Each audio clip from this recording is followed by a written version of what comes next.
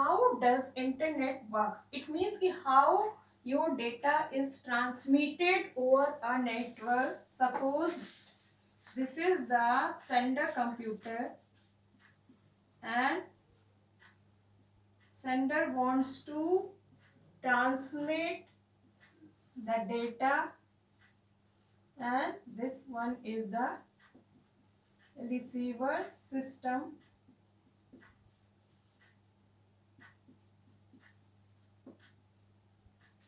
And this is the communication path, or you can say communication channel. So how data transmitted from this end to this end, that is called transmission, or you can say how does internet works. सबसे पहली चीज तो हम ये देखने की internet हमारा कैसे काम करेगा। इसके लिए हमें डेटा ट्रांसमिशन के जो रूल्स हैं उनको फॉलो करना पड़ेगा, and that rules are called, that are set of rules, and that rules are called protocols. All of you know that set of rules के अकॉर्डिंग ही हर काम होना होता है, चाहे वो हम अपने डे टू डे लाइफ में भी देखते हैं। हम रोड पर चल रहे हैं तो हमें ट्रैफिक रूल्स फॉलो करना है, किसी ऑर्गेनाइजेशन में काम कर रहे हैं वहाँ के रूल्स फॉलो करने हैं। तो इसी तरीके से हमारा जो ये इंटरनेट है, इनमें जो डेटा ट्रांसमिशन होता है, इसमें भी कुछ सेट ऑफ रूल्स को ही हमें फॉलो करना पड़ता है, and that set of rules are called protocols. और इन प्रोटोकॉल्स में हमें ये पता है कि हमारे internet is the example of WAN, that is wide area network. तो इस वाइड एरिया नेटवर्क में हमारे बहुत सारे लैंस हो सकते हैं, मैन्स हो सकते हैं, और दूसरे भी और नेटवर्क जैसे कैन्स या पैन वगैरह भी कनेक्ट हो सकते हैं। तो ये सारे ही सिस्टम जब हमारे कनेक्ट होते हैं तो उनमें हमारे कुछ गेटवे होंगे, और इसके अलावा हमारा एक सेंट्रल कनेक्टिंग डिवाइस है, जैसे हमारा बैकबोन जिसको हम बोलते हैं वो होगा। तो यानी जो हमारे सपोज ये लैंस है, जो हमारे रिंग टोपोलॉजी या बस टोपोलॉजी के थ्रू कनेक्ट है, ये हमारा एक लैन है, ये कनेक्ट हो रहा है। इसके अलावा हमारा इधर सपोज हमारे कुछ सिस्टम है जो रिंग टोपोलॉजी के थ्रू कनेक्ट है। तो इस तरीके से हमारे जो डिफरेंट लैंस हैं या डिफरेंट और कंप्यूटर्स हैं, ये all these networks come together and by you they are connected only with the help of gate. So ये गेट के थ्रू कनेक्ट होंगे, और उसके बाद ये हमारी एक सेंट्रल कनेक्टिंग बैकबोन होगी। ये हमारी बैकबोन के थ्रू कनेक्ट होंगे, और इसी बैकबोन के थ्रू हमारा जो है मेन डेटा ट्रांसमिशन होगा एक नेटवर्क से दूसरे नेटवर्क में। अब डेटा ट्रांसमिशन के लिए जो हमारे सेट ऑफ रूल्स है, प्रोटोकॉल्स है, वो प्रोटोकॉल्स है main two protocols, TCP and IP. These two protocols are very important for the purpose of data transmission. Why? Because this TCP, that is your transmission control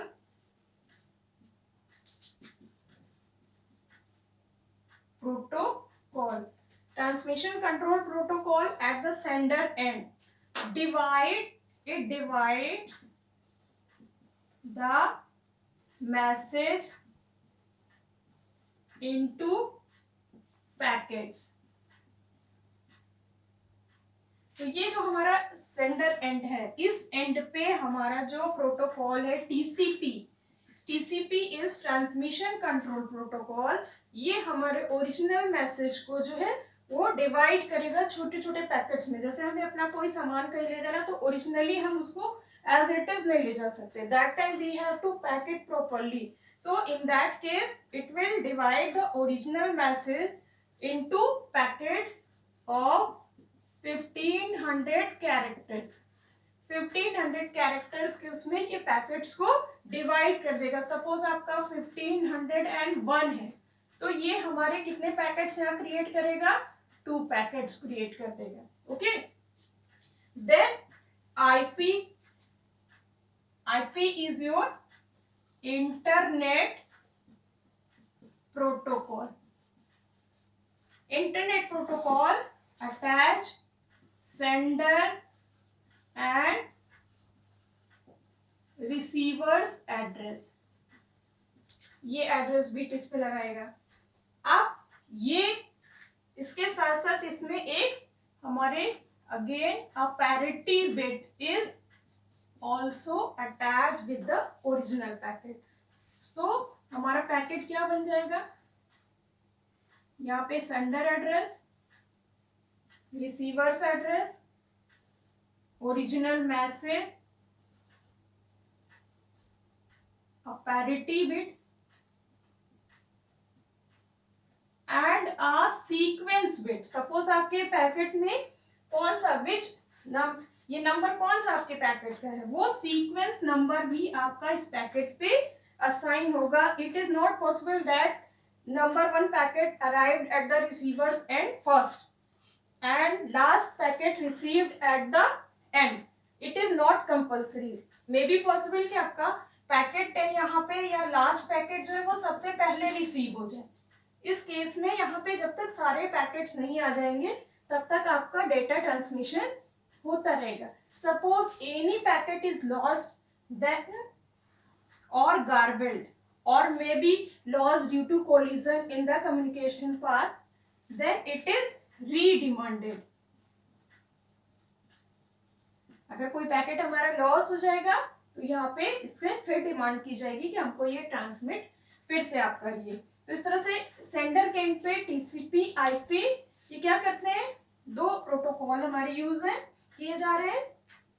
TCP transmission control protocol, जो हमारा original message है उसको 1500 characters के form में divide करेगा, एक packet बनाएगा और उस एक पैकेट के साथ आईपी, उसका सेंडर और रिसीवर का आईपी एड्रेस जो है उसकी बिट के साथ अटैच कर देगा, जो पैकेट हमारा यहाँ तैयार हुआ है। इसके साथ इसकी एक पैरिटी बिट हम इसमें अलॉट कर देंगे जो चेक बिट होगा या एक लॉग कह सकते हैं आप होगा, और इसके साथ साथ एक सीक्वेंस नंबर भी अटैच हो जाएगा and that packet is transmitted over the communication path. Either the path is wired और वायरलेस, कोई भी पाथ होगा आपका, चाहे वो वायर्ड पाथ होगा या वायरलेस पाथ होगा, उसमें वो पैकेट आपका ट्रांसमिट होगा। And at the receiver's end what happen, at that end TCP reassembled the message according to the sequence number।